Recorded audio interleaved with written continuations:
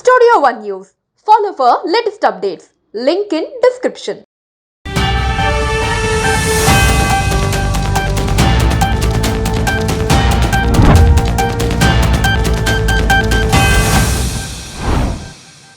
పహల్గామ్ ఉగ్రదాడికి భారత్ ప్రతీకారం తీర్చుకుందని 3 ఉగ్రవాద సంస్థలపై భారత్ దాడి చేసిందని డిప్యూటీ సీఎం పవన్ కళ్యాణ్ పేర్కొన్నారు. ఇది ప్రతి భారతీయుడు హర్షించదగ్గ విషయం అంటూ పవన్ కళ్యాణ్ వివరించారు. ఈ సందర్భంగా సోషల్ మీడియా ఇన్ఫ్లుయెన్సర్లకు కూడా పవన్ కళ్యాణ్ వార్నింగ్ ఇచ్చారు. జమ్మూ కాశ్మీర్ లోని పహల్గామ్ లో జరిగిన ఉగ్రదాడికి భారత్ పాకిస్తాన్ పై ప్రతీకారం తీర్చుకుంది. భారత్ చేపట్టిన ఆపరేషన్ సింధూర్ లో 30 మందికి పైగా కీలక ఉగ్రవాదులు హతమయ్యారు. మొత్తం 100 మంది మరణించినట్లు చెబుతున్నారు. పాకిస్తాన్ లో 4, POK లో 5, మొత్తం 9 ఉగ్రవాద స్థావరాలను ఇండియన్ ఆర్మీ నేలమట్టం చేసింది. 8 కిలోమీటర్ల నుంచి 100 కిలోమీటర్ల రేంజ్ లో మిసైళ్ల వర్షం కురిపించింది. కాగా ఆపరేషన్ సింధూర్ పై సర్వత్రా హర్షం వ్యక్తమవుతోంది. రివెంజ్ అదిరింది అంటూ ఆనందిస్తున్నారు. ఈ క్రమంలో ఆంధ్రప్రదేశ్ డిప్యూటీ సీఎం పవన్ కళ్యాణ్ మీడియాతో మాట్లాడారు. పహల్గామ్ ఉగ్రదాడికి భారత్ ప్రతీకారం తీర్చుకుందని 3 ఉగ్రవాద సంస్థలపై భారత్ దాడి చేసిందని డిప్యూటీ సీఎం పవన్ కళ్యాణ్ పేర్కొన్నారు. ఇది ప్రతి భారతీయుడు హర్షించదగ్గ విషయం అంటూ పవన్ కళ్యాణ్ వివరించారు. ప్రధాని మోదీ నేతృత్వంలో ధీటుగా బదులిచ్చామని, భారత్ పై ఎవరు దాడి చేసినా సహించేది లేదంటూ పవన్ కళ్యాణ్ పేర్కొన్నారు. ఇలాంటి సమయంలో అంతా దేశానికి అండగా ఉండాలి. ప్రతి ఒక్కరూ మోదీకి మద్దతుగా నిలవాలంటూ కోరారు. ఈ సందర్భంగా సోషల్ మీడియా ఇన్ఫ్లుయెన్సర్లకు కూడా పవన్ కళ్యాణ్ వార్నింగ్ ఇచ్చారు. దేశానికి వ్యతిరేకంగా ఎవరూ పోస్టులు పెట్టొద్దు. దేశ భద్రత విషయంలో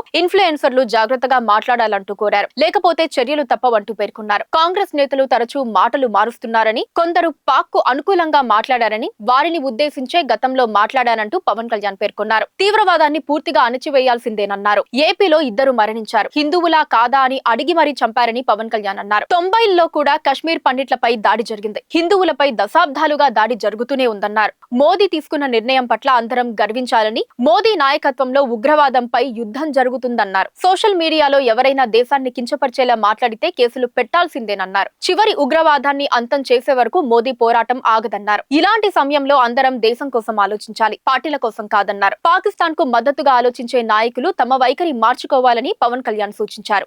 ఏపీలో తీర ప్రాంతం మరింత అప్రమత్తంగా ఉండాలి. ఏపీకి కేంద్రం ఎప్పటికప్పుడు సమాచారం ఇస్తూనే ఉందన్నారు. కొంతమంది కాంగ్రెస్ నాయకుల మాటలు విన్నాను. ఇలాంటి సమయంలో ప్రభుత్వానికి అండగా నిలబడాలి. పాకిస్తాన్ కి ప్రోత్సాహకంగా మాట్లాడటం, పిచ్చి పిచ్చి మాటలు మాట్లాడటం కరెక్ట్ చేసుకుంటే మంచిది అని సూచించారు. గాంధీ మార్గం అని చెప్పి సహనం అని చెప్పి హిందువులను చంపితే భరించాలా అంటూ పవన్ ప్రశ్నించారు.